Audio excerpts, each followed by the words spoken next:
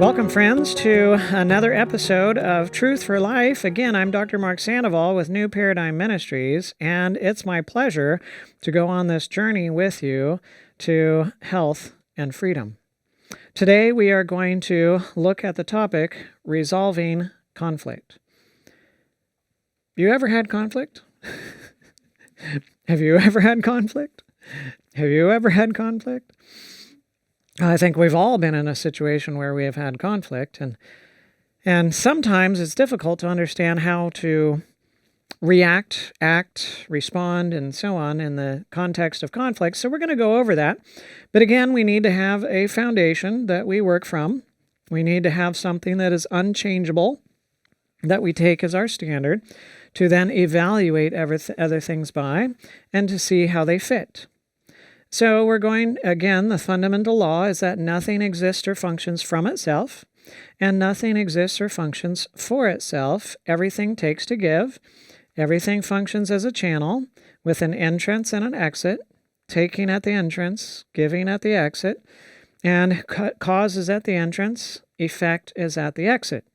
I know you're thinking, wow, he keeps saying this over and over again. I know, because I want to keep it in your mind. We need to go over it again to remember what the very basics are, because if our foundation is not firm, nothing else that we build is going to be firm. A channel produces nothing of its own. It only has what it has while it's in the process of taking and giving, and the channel keeps nothing for itself. We see this in the law of God and the two tables of stone, the relationship with God and the relationship with others. The relationship with God is where I take, and I am dependent upon Him as my source. And the relationship with others is where I give. And since God is selfless, I take selfless love from Him, and I give selfless love to others. And that is love, taking to give, and that is how I function. Now, was Jesus ever in conflict? Okay, he was often in conflict. But did Jesus ever create conflict?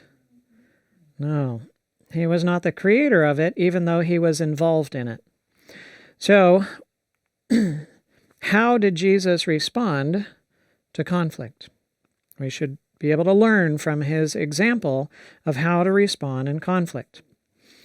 When Jesus was with Mary, she was trying to get him, she was in essence trying to blame him for the fact that they lost him for 3 days, and where did he go, and why wasn't he with them, and so on. And his response to Mary was, "Did you not know that I must be about my Father's business?" Right? There were some, we talked about it a few episodes ago of healthy boundaries, right? There's some healthy boundaries that's there for the purpose of his Father's mission.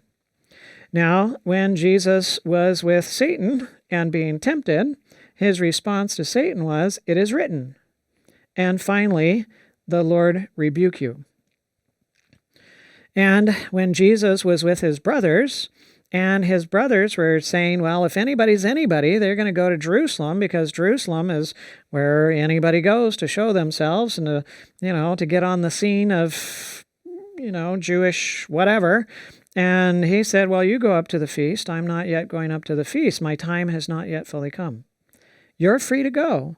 And if you want to go, you can go. But I must be about my Father's business.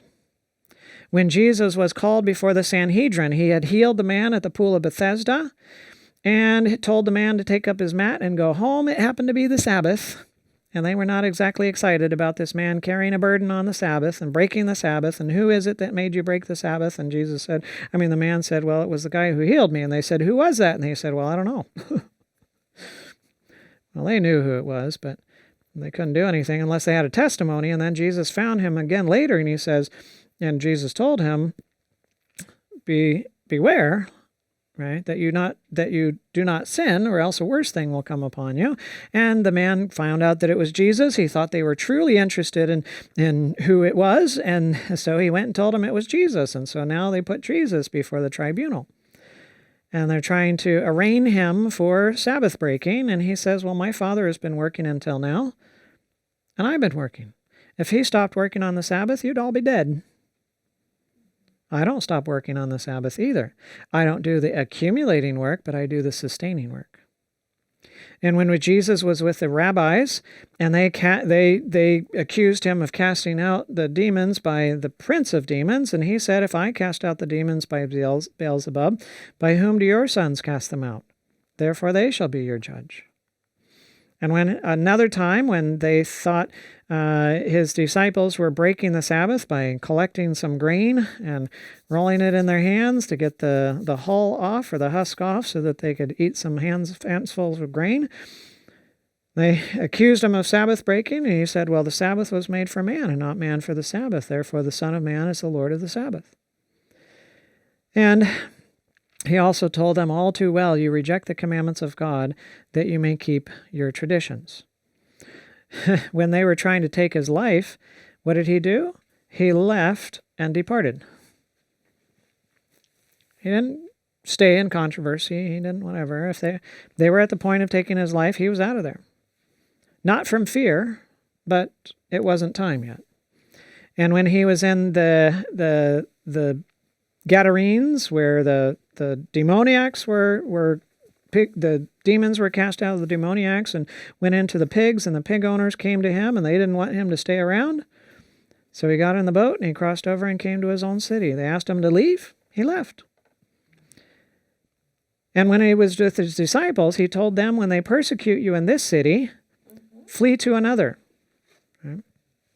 And when Peter was trying to find out about what was the issue with John and what would happen with him, Jesus said, if I will that he remain until I come, what is that to you? You follow me.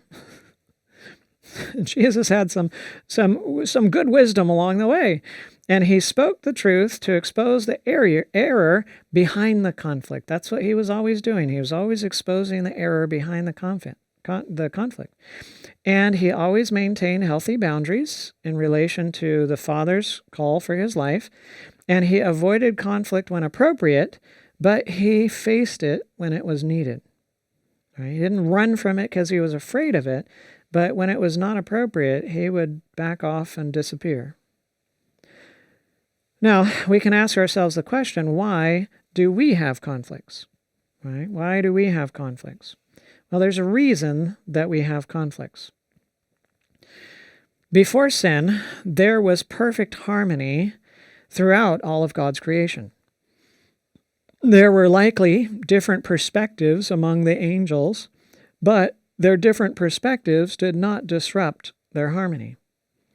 When your attitude is correct, you can peacefully evaluate different perspectives without any conflict. In righteousness, each angel would take responsibility for their own sphere of action, what they think and what they believe and what they choose. And they would operate within that sphere, and they didn't try to take responsibility for or to control somebody else's sphere. And each submitted to the delegated authority of the one or the ones that were over them, exercised in harmony with God's will. And there was no conflict in that atmosphere of perfect righteousness. Beautiful. When conflict began, it was the result of sin. Conflict is not the result of righteousness. And the delusion of sinful nature, the I am God identity, causes us to take responsibility for someone else's sphere of action and therefore to try to control their sphere. You are in conflict internally because you are outside of the law and you are outside of harmony with God. And as a God, you must try to subjugate other gods to your will and your way. And so you do that to God, you do that to people, you do it to animals, and so on. And anyone that does not comply with you must be convinced. They must be coerced or controlled, cast aside, canceled, or just cut off. And with this mindset, you assume that others think the same way that you do and are prone to do to you what you do to them. Therefore, you're always on guard against others, lest they attempt to get into your sphere like you get into theirs. And that is the foundation of conflict. And you can never be at peace unless all competition is eliminated, or it's sufficiently less powerful than you so that it's not a threat. So you can never be at peace unless everyone agrees with you. And if there's any disagreement, if there's any differing perspective, or if there's any question, and that is seen as a threat to your position, you react to it as a threat. And this always leaves you in a position of insecurity and reveals the weakness of your position. And this drives you to then use compulsion, coercion, force, manipulation, or lies and slander, cancel culture. Right? We've seen a lot of that. And any other modality that you can think of that will work to maintain your position. And this condition of the human heart becomes manifested in groups. It's manifested in organizations and institutions and societies that are governed by humans with this condition. And so you see this cancel culture. You see this, canceling voices or pushing against things. You see this in all sorts of situations. And of course, over the last few years, we've seen lots of it. We've seen lots of people shut down, accounts shut down, silencing voices, other things of that nature. And it simply shows that the ones who are silencing and canceling have a weak position that cannot stand up against comparison, right? They cannot have free dialogue because their position would be destroyed if there was free dialogue. Okay? So the solution to conflict is a new heart. It's a new nature. And when the Holy Spirit and your will cooperate, by faith, you have access to the nature of Christ. And taking that nature of Christ by faith, you understand that you are a child of God. You are no longer God yourself. God is the one that you're dependent upon. He is the one you bind yourself to by trust. And He is the one that you take from by faith. And His law is the standard that you use to evaluate information by. And your will is submitted to and in harmony with His will. And now you take responsibility for governing yourself seriously. And through the Holy Spirit, you are restored to self-control. And when you have self-control, you don't attempt to control others. And as a child of God, you submit to the limits of your sphere of action given to you by God, and you don't try to control what is in God's sphere of action. You don't try to control what's in others' sphere of action, and you don't surrender your sphere of action to anyone else but God. And He will never take that sphere from you. So the one you surrender it to is the one who will never take it from you. You don't take responsibility for someone else's sphere of action, therefore you have no need to control their sphere. And you're at peace because you're in harmony with God and His law. And you are submitted to God's will and God's way, and you cheerfully deny yourself for the sake of God and others because you are taking from His self-sacrificing love. Beautiful. And everyone around you is now free to think, to believe, to choose whatever they will, and you have no need to control them. You know that no one could do anything to you except that God gives them permission, and that anything that He permits will work out for good. So you never fear others, and you leave others free just like you are free to govern themselves. You don't see others as competition but as valuable children of God, whom you have the privilege of working for sacrificially. You don't need others to think like you do. You don't need others to believe what you believe or to make the choices that you would make in order for you to love them and serve them. You are secure in the truth. Therefore, you are never threatened by alternative perspectives. You're secure when you are in disagreement, when you are in agreement with God, even if the whole world disagrees with you. The solution to conflict is an internal solution, not an external one. Luke 6:31 says, "And as ye would that men should do to you, do ye also to them likewise." When you have full self-control and you have God as your source, you will treat others as you would like to be treated yourself. Until then, good luck. Not happening. How do we deal with sensitive conversations? Somebody wanted me to cover this particular topic, so I put it in this presentation, dealing with sensitive conversations. Now, before starting a sensitive conversation, consider the purpose of communication. In the context of the law of life, taking in order to give, then I communicate with others in order to give them what I have received from God. And I communicate with others to accomplish God's purpose for my life and to work together with others toward common goals. And in an unselfish context, communication with others is a means by which I give love. I give compassion and empathy and understanding to them after I have received those things from God. In a selfish context, however, communication with others is a means by which I try to extract love and compassion and empathy and understanding from others because I have not taken those things from God. When contemplating starting a sensitive conversation with someone, ask yourself a few questions. Is this conversation for the purpose of receiving something from them, or is it for the purpose of giving something to them? Is it so that I might be relieved of this burden, or is it so that I might help them to be relieved of a burden? Is it so that I might have peace, or is it so that they might have peace? Is it so that I might fix their problem so it doesn't bother me anymore?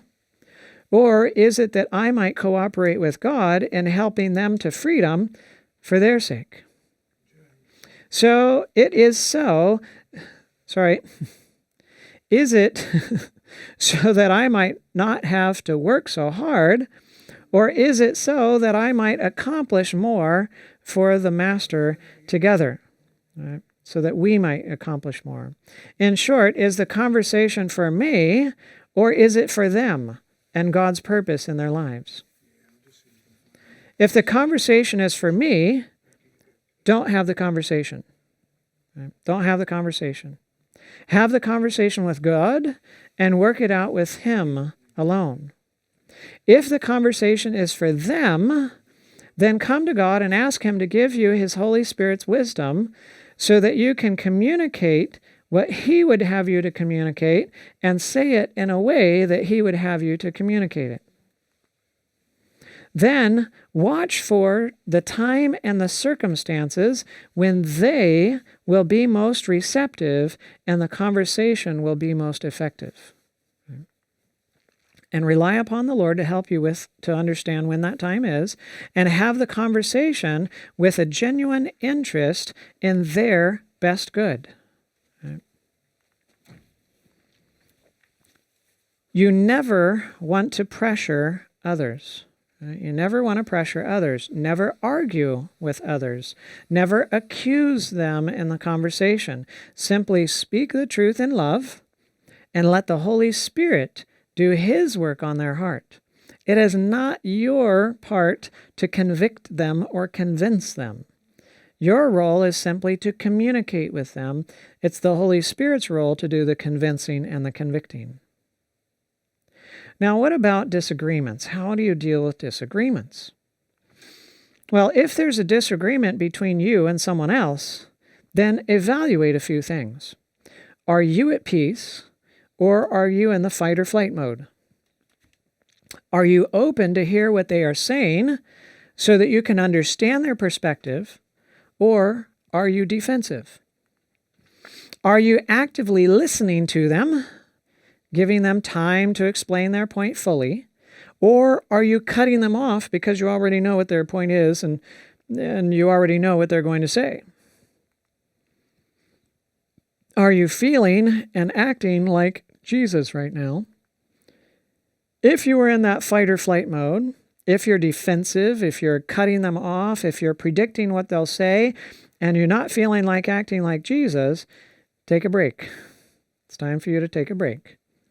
Let the other person know that you want to continue this discussion at a time when it would be most beneficial for the two of you, but now is not that time.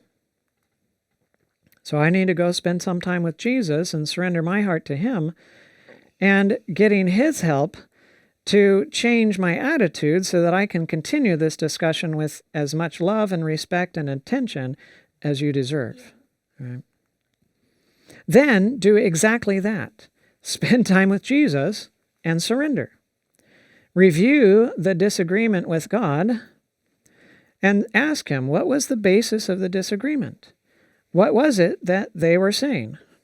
What was it what they were saying? Was it how they were saying it? Was it what happened before the disagreement started? Was it this reminiscent of how someone used to treat me when I was younger? What principles apply to this situation? Lord, how would you handle this situation? What would you say if you were in this? Why was I in fight or flight mode? What lie am I believing that's making me respond that way? Lord, give me your love and your respect so that I can truly love and respect them when we talk again.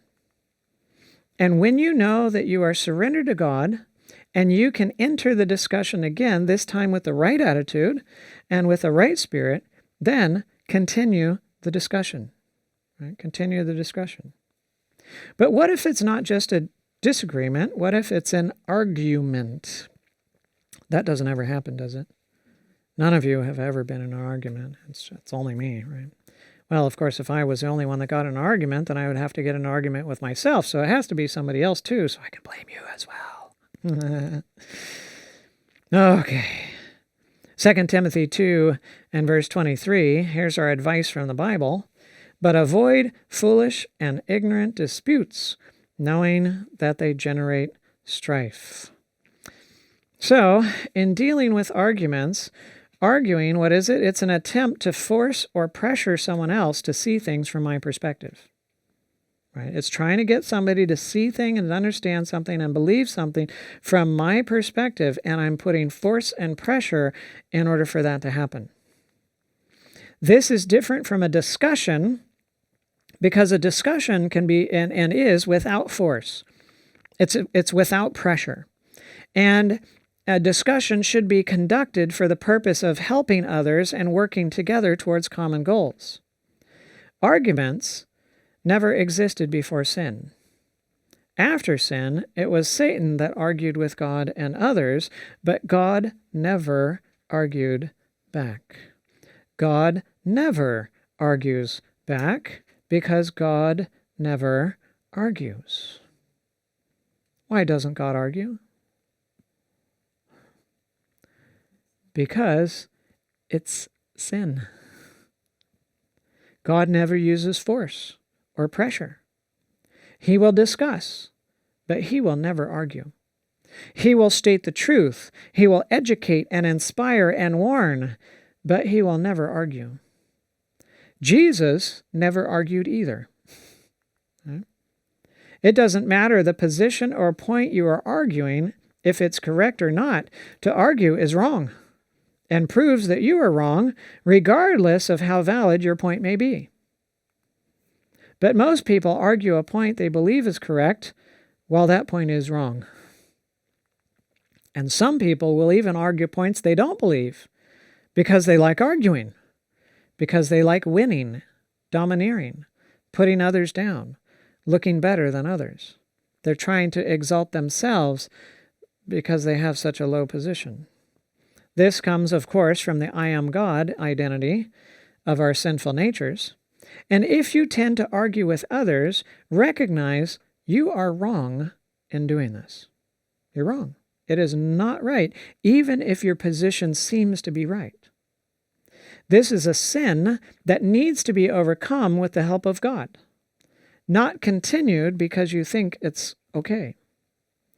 But it isn't the arguing that needs to be stopped as much as the I am God identity that needs to be exchanged with the true identity that I am a child of God. It's a change of heart that is needed rather than a change of behavior, because when the heart is changed, the behavior will change automatically. So we have to begin at the right place. If the behavior is changed without a change of the heart, the behavior will come back at some point. It'll come back. When you find yourself arguing and you recognize it, well, that's the time to stop. Stop right where you are. You can be mid-sentence, and if you recognize where you're at and what you're doing, just stop. In the argument there, excuse yourself.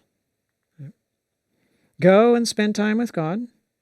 Ask Him for forgiveness and a new heart that has no need to argue. And ask God to give you a humble spirit like Christ's humble spirit. And apologize to the ones that you are arguing with, and tell them that by God's help, you will overcome this propensity to argue. And pride hates apologizing. It does. It hates apologizing.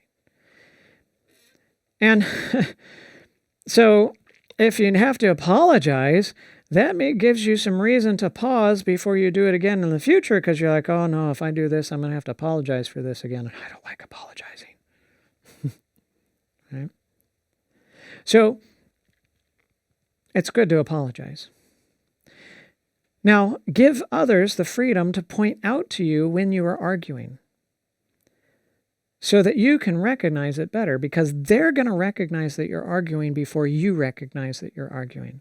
You might think, oh, no, I'm not arguing. I'm just trying to discuss, when you're really in an argumentative mood. And when they do point it out to you, don't resent them for it. They're there trying to help you, and but thank them for helping you to overcome this sin. And then bend your will through faith in God to surrender this trait to God and accept the attitude of Christ in its place. Now, how you respond to others when others try to argue with you. How is it that you respond when they try to argue with you? Well, recognize that they're simply acting out their sinful nature, which they are slaves to. So don't take it personal. Right? They're not currently free to do otherwise, so don't expect them to do otherwise. They need to come to God personally and to accept Christ's nature in exchange for their own nature, and before they can ever stop arguing. And they're not at that place right now, so guess what? It's not going to happen. Now, when they begin arguing with you, turn to God and ask Him for wisdom right now. Then listen respectfully, pay attention, ask questions that clarify what they mean by what they say, so that you understand the points that they're trying to make. And then tell them that you would like to be able to think about this for a while before responding. Then take it to God in prayer and ask Him how He would have you to respond. And then choose a time to respond when they are most likely to be most receptive and least argumentative. Right? They want you to understand and to agree with them. So give them every indication that you are sincerely trying to understand them, even if you may not be able to agree with them. And if they recognize that you are actively trying to understand them and you are taking their points seriously, they will be less and less likely to argue their points with you. This kind of response will tend to de-escalate arguments and turn them into discussions. Right? It really helps in the process. A quiet answer turns away wrath. Now, what about false accusations? You've never been accused of anything, right? Yes, let's deal with false accusations. Revelation 12 and verse 10, the accuser of our brethren who accused them before our God day and night has been cast down. Angels who are greater in power and might do not bring a reviling accusation against the unjust before the Lord. Michael the archangel, in contending with the devil when he disputed about the body of Moses, dared not bring against him a reviling accusation, but said, "The Lord rebuke you." And while he was being accused by the chief priests and elders, he answered nothing.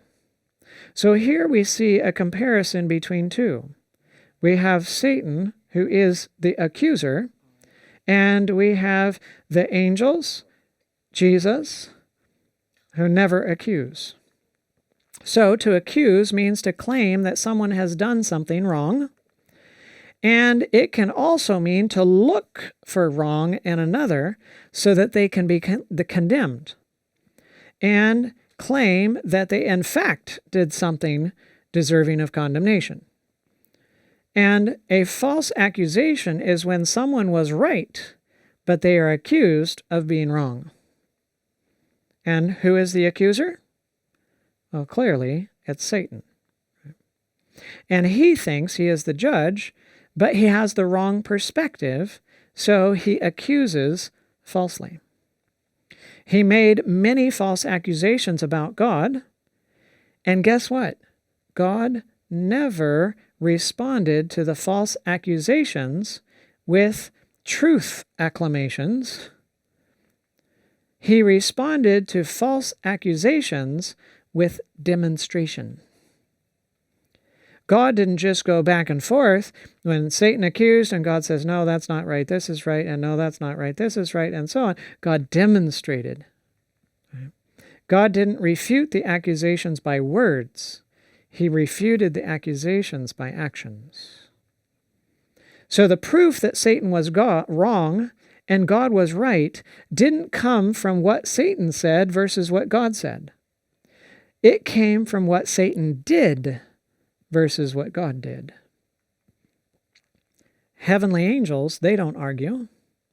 They know they aren't the judge, and they have no inclination to condemn. Jesus didn't accuse, and he was fulfilling the role of a mediator, not of a judge. God will accuse because he is the judge, but God's accusations are always true.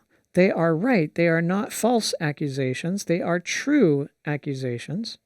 He is seeking to save the sinner, if possible, but in the judgment, he will rightfully claim that you have done wrong.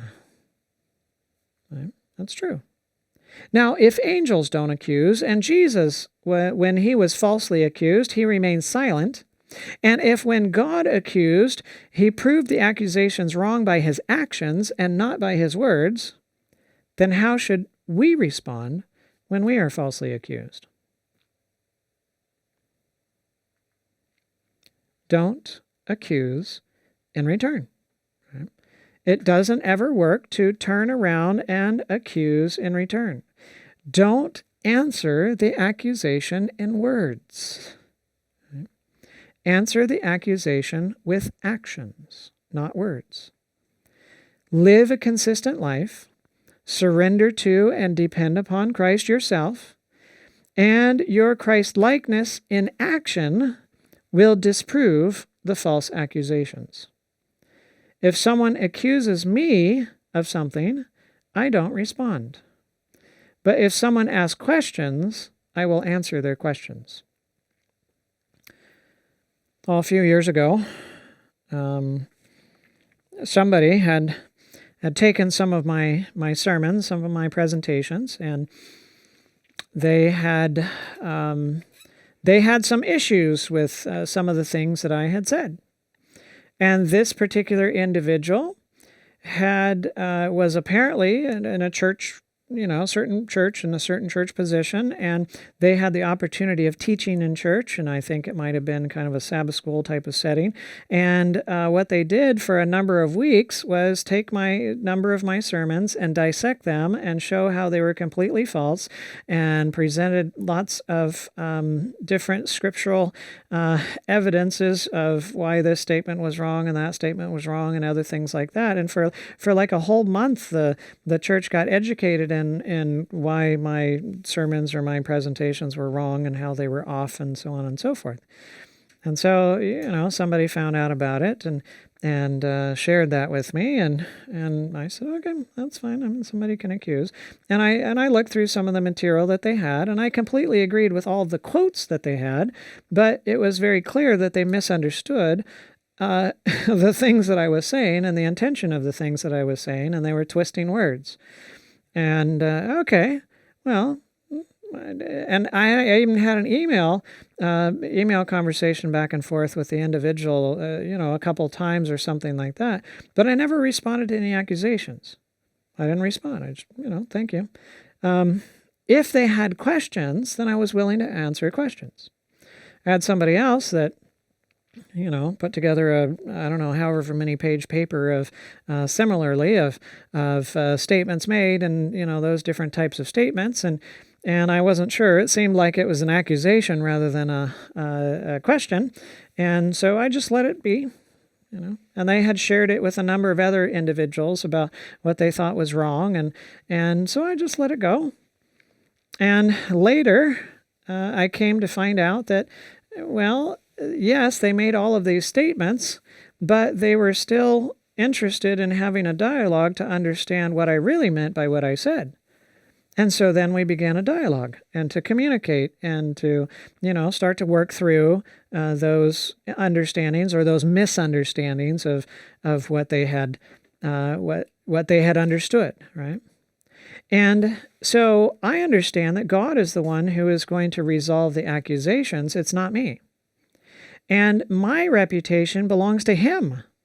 And that is His problem to deal with, not mine. My influence is what I think, what I say, what I choose, what I do, and my influence is my responsibility, right? That is my responsibility. So I focus on my influence, and I leave the accusations and the reputation with God to deal with, because that's His issue, right? Now, what about anger and dealing with anger? Putting out anger's fire. Well, let me tell you my story again, because I come from a background of anger, addictions, parents divorced, all sorts of issues going up, friends, not friends, and other things. And, when you cannot have victory yourself because of the things that you say and you do, and you're constantly falling into this, and you're struggling with depression and other things like that, then oftentimes that turns into anger as well. And I had an anger that could put holes in walls and that could put holes in doors. And I had an anger that would fly off the handle at, quite little things.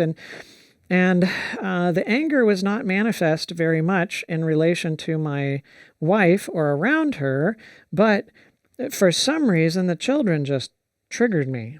I couldn't stand babies crying. And that was just something that, got on my nerves, and I just didn't know if I could handle it. And I was very grateful that my wife was there to help and deal with it. But every once in a while, she wanted to get a break and go somewhere, and I was the one left with the crying baby.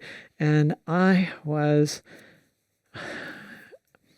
yes. Anyways, I was concerned of what I might do to that little thing, because of how frustrated I was and how angry I was in relation to their crying and my inability to keep them from crying. And so I had these significant issues while I was, in my early parenting, and oh boy, there was a lot of that. There was a lot of that, right? And so, wow. Then came the crisis of my life. Then came the time when I was, thinking of leaving my wife, leaving the children, going off and doing my own thing, giving in to the addictions, and, God doesn't work, church doesn't work, all of these different things don't work. Oh, man, they don't deserve to go down this pathway with me. And so it's better for me to leave them and to leave them where they are and for them to then go with me and to be with me, It'd be better for that to be the case. And so, but then that's where God captured me. And that's where my life began to change and where it was transformed and it began to take a different direction. And I finally surrendered to God, and I began to depend upon Him, and my life became more and more like His life and transformed more and more into His likeness. And yet I still had this anger problem, and my anger was just, it was boom. And I didn't even know that I was getting angry. I would only know when I was angry, right? I'm already yelling, I'm already angry, I'm already whatever, and then I would know that I was angry. And at the time, we happened to be renting a place or staying at a place with another church member in transition to going to the mission field. Well, it turned out to be a year-plus transition. And anyways, they had a good property with some walking trails and so on. And so when I was angry, then I decided what I was going to do is I was going to leave the situation, and I would go and I would take a little vacation. So when I was angry and I blew up and I recognized that I was angry, I would leave and I would go walk. And I would pray, and I would talk with God, and I would talk with Him as long as it took until I wasn't angry anymore, and I could enter back into the situation without blowing up again, or at least I thought I could get back into it without blowing up again. And sometimes those walks and those talks would be 45 minutes. Sometimes it would be an hour before I was calmed down enough where I could think I could get into the situation and then enter that situation and be able to then address the issues that were going on. And now, instead of addressing the issue in full-blown anger, I address the issue in frustration. But at least frustration was better than anger. And so I continued in this process and going out every time that I got angry and walking and talking with God and surrendering these things. And the surrender got faster. And I began to recognize or notice when I was getting angry sooner. Right? I began to see it sooner. I began to notice it sooner. And I would notice that okay, I remember one time when I started escalating and I hit an 8 on the scale of 10. Now, I still went to 10 and I got angry and I blew up, but I actually recognized an 8. And that was wonderful, right? It was wonderful. I actually recognized an 8. And then another time I recognized when I hit a 5. Oh, and that was wonderful. Look, I'm actually getting it earlier. And then I remember when I hit like a 2 another time. And then I got to the point where I started recognizing when I got triggered, right? When the trigger was coming along. And the earlier I caught it in the process, the earlier it was, the easier it was to cut it off. I didn't have to go walk as far and as long in order to calm down. And eventually I got to the point where I wasn't blowing up like that anymore. And then the next thing was then with the frustration and learning to not interact with the children or not discipline the children while I'm still frustrated. But that's a whole other story. But this was with anger. Now we're told in Ephesians 4:31 and 32, It says, let all bitterness, wrath, anger, and clamor and evil speaking be put away from you with all malice, and be kind one to another, tender-hearted, forgiving one another, even as God for Christ's sake hath forgiven you. Yeah, beautiful. So remember, everywhere there's a command, it's a promise. So this is not a command, you need to give this away, and you need to be forgiving, and you need to be tender-hearted. No, it's a promise that he will give you the ability to put that away, and he will give you the tender-heartedness and the forgiveness. In Proverbs 10 and verse 12, it says, hatred stirs up strife, but love covers all sins. Beautiful, yeah? Love covers all sins. So anger is typically a response to injustice. That's usually the underlying issue. And selfishness gets angry because the injustice negatively affects me. That's why I'm angry, because it affects me. And selfish anger is always the result of a belief in a lie. The injustice was done to me, and it negatively affects me. Selfishness gets angry because selflessness, unselfishness, gets angry because the injustice affects others, including God. Jesus' anger in the temple was not for himself. It was for others. Right? In human history, there are rare instances of selfless anger. Jesus, of course, was one. Moses at the golden calf was another. Examples of selfless anger. If you are angry, it is safe to assume it is selfish. Right? If you are angry, it is safe to assume it's a selfish anger. And when you're angry, if possible, separate yourself from the situation and go to a place where you can be alone with God. And if you're with others and you need some space, just tell them I need to go to the bathroom. And then go there. Right? Most everybody's going to let you go. If you got a bathroom need, they're going to let you go. Right? And so you go there. I, again, went outside and spent time alone with God. And you can ask yourself while you're sitting on the throne of injustice, right? You can ask God, what injustice do I think is being done to me right now? Why is it that I'm responding with anger? Why do I believe that it's being done to me? Right? And help me to see it from the perspective of the truth. And help me to apply the truth to the error right now. So, what is the truth? The truth is you don't belong to yourself. It's not done to you. It's not about you. It's not personal.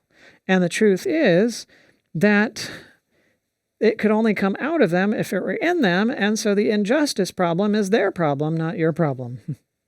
But sinful nature believes that I am God. Therefore, I am my own. And I see that the things are done to me. And so I take it personally. And I make it my problem. And then I have to try to fix my problem. And to fix my problem, I have to control everything outside of me. But I can't. I can't control anything outside of me. Therefore, I get stressed. Right? Stress is the result of the failure to control what you cannot control. And if I feel helpless, if I feel vulnerable, and if I feel whatever, I am going to get angry as a self-defense mechanism. Or if I think by being angry I can control the situation or I can fix the situation, then I'll get angry in an attempt to control. Now, the solution is to believe that I am a child of God, that God controls all things, He controls things always, and He has my best interests in mind. I am never helpless. I am never vulnerable when God is my defense. Never. And I never need to control the situation around me, for God already controls it. And He only calls me to control myself with His help.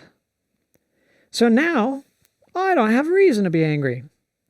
I have no reason to be angry. I can trust God in all circumstances. I can let Him be the judge, and He can deal with the injustices in my life, and I can be at peace. Isn't that nice? Yeah, it's nice. But, all right, that's dealing with the anger inside. What if you're dealing with others that are around you that are angry? How do you deal with them? Well, pray and ask God to help you and to give you His Spirit, which is calm and is wise. Right? And recognize that they are acting in harmony with their sinful nature, and that sinful nature is holding them captive. So they're not free right now. Be patient, be calm, trust God, and as you take His love from Him, and you have His love, manifest that love to others.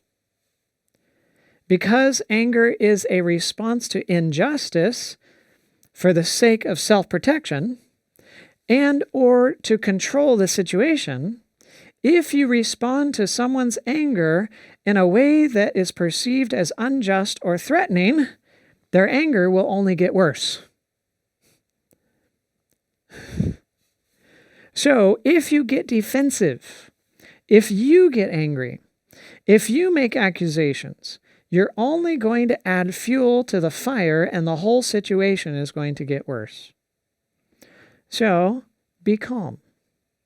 Listen with attention. Don't appear to attack them in any way. We're told in Proverbs 15:1, a soft answer turns away wrath, but a harsh word stirs up what? Stirs up anger. Yeah.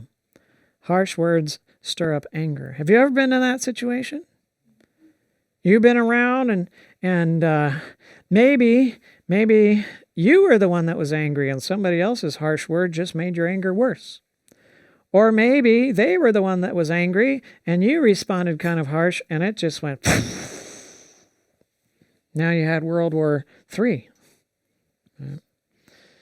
Yes, it's important what you say and how you say it. So when somebody else is angry with you, hear them out. Right? Listen to them.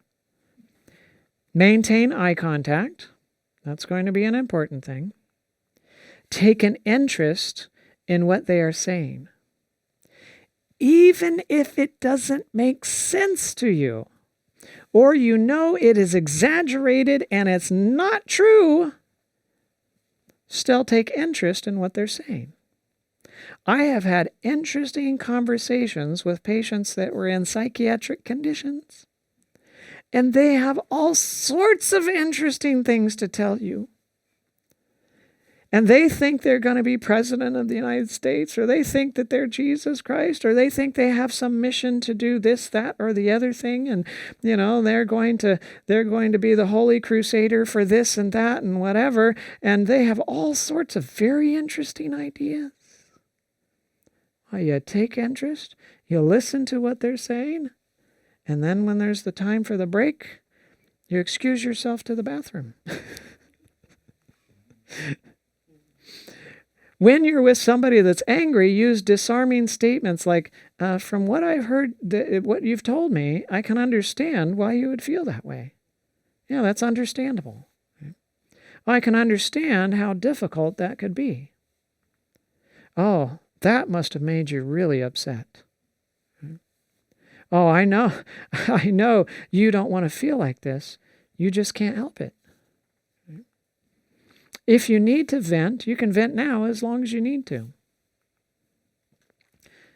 If someone is angry at you and making accusations to you, it isn't helpful to explain yourself in the moment unless they ask you specific questions.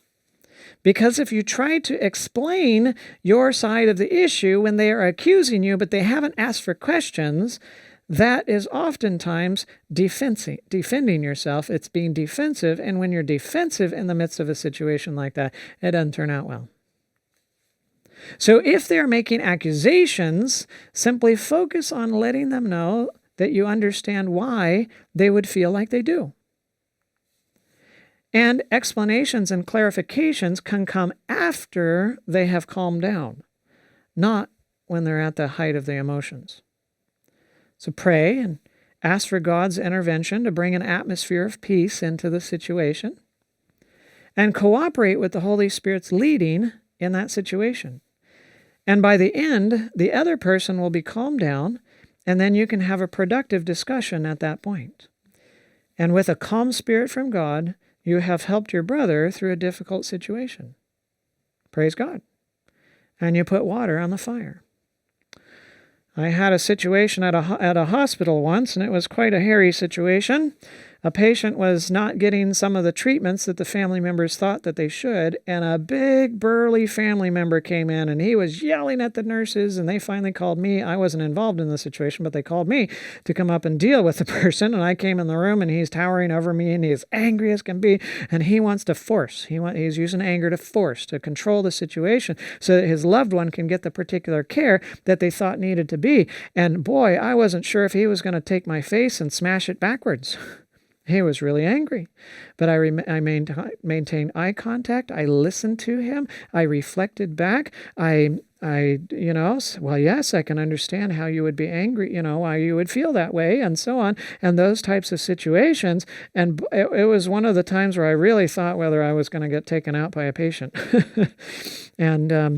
But I remained calm through that situation, and it was probably 20, 30 minutes before his tone of voice started coming down. And by the end of the conversation, we could have a calm discussion with each other. It took time. It wasn't easy. And if I would have risen at all in that situation, he would have put me down. And it wouldn't have been lovely, right? So, yes, the fire can be put out, but you got to have your fire put out before you can help others put their fire out. You can't give what you don't have. So come to God first, take of that peace, and then you can give it to others in resolving conflict.